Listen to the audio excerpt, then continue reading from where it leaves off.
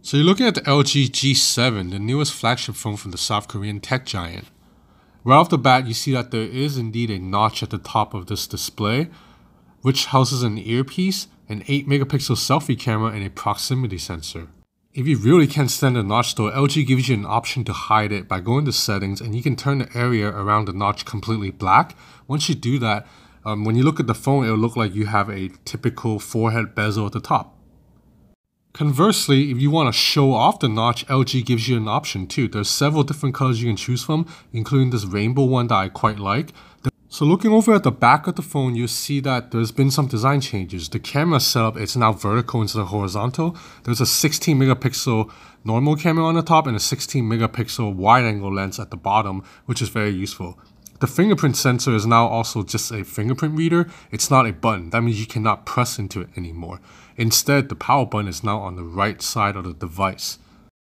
On the left side, you'll see volume rockers up at the top, and then right below it, interestingly, it's a dedicated button to launch the Google Assistant. LG says it's partnered with Google to provide the service for users who might like to launch Google all the time.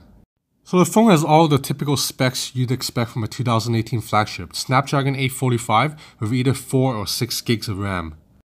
So now the display is a 6.1-inch IPS LCD display with an unusually wide or unusually tall, if you hold it this way, aspect ratio of 19.5 by 9. So this being an LCD panel means the colors aren't as punchy as an OLED panel and the blacks aren't as deep, but this screen is still very good with great viewing angles, and one benefit to LCD is it gets very bright.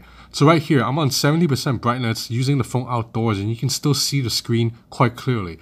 But if that's not enough, you can turn on what LG calls super bright mode, which powers the screen up to a whopping 1000 nits, which is the brightest of any smartphone right now, and you can use this phone under direct sunlight with no problem.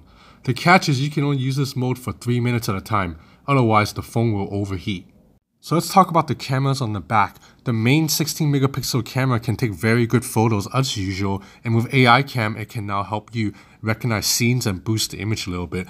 But my favorite part is still the wide-angle lens right here, which allows you to take in much more of a scene. I love this feature.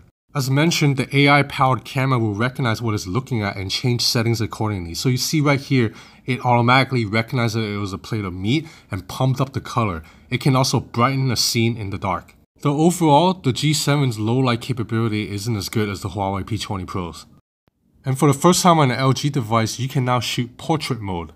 So for those who love the audio capabilities of LG's V series, we'll be happy to know that LG's brought it over to the G7. So this phone has the same quad DAC, which is digital to analog converter, as the V30, and that means you can listen to music in high fidelity with a headphone. This phone has a headphone jack. On top of that, LG's engineers have also worked on the loudspeakers to make it pump out sound at up to 40 decibels. That's louder than most other smartphones on the market. It is still a single fine speaker, so I find the sound still not full, but at least it gets very loud. Here's a quick sample.